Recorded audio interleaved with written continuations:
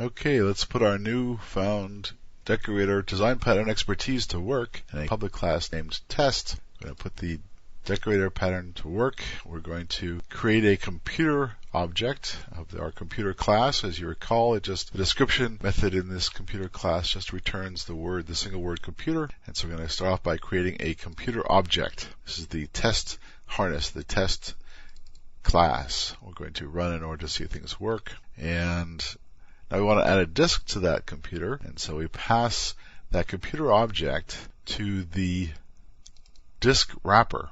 The disk wrapper, as you remember, is going to add the text and a disk to the description returned by the computer object. So the computer object is passed to the disk class's constructor, and we're going to store that as the new version of the computer object. In fact, it's been wrapped by a disk object. As you see there, the wrapper has been added. That's the essence of the decorator design pattern, is to work with wrappers. Now we're going to add a monitor. You do that by using a monitor wrapper. As you see here, we're going to pass this newly added disk computer system to the monitor wrapper.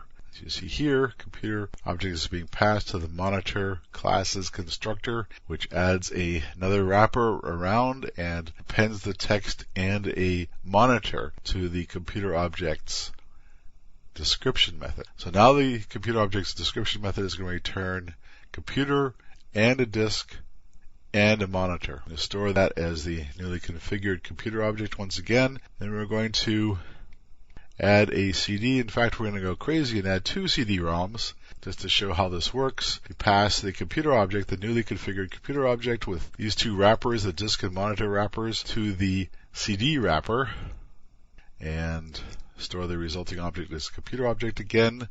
And that's going to cause the description method of the current computer object, as you see highlighted here, to return computer and a disk and a monitor and a CD. Now, just to emphasize that you can use multiple wrappers multiple times in the decorator design pattern. Using the decorator design pattern, you pass that computer object, the newly configured computer object, to a CD wrapper once again, and that adds another wrapper to the computer object, and you have the computer object being reconfigured there to have 2 CDs. So now you have the computer description is going to return a computer, monitor, and a CD, and a CD. So now we're going to print out you're getting a, and then computer.description. In order to see how those 4 wrappers have augmented the return value from just the computer, the original computer class's description method. So let's see how that works. We're going to run the test method now, as you see here, and you're getting a computer and a disk and a monitor and a CD and a CD. So you see all of the wrappers have done their things appropriately, as you see right there.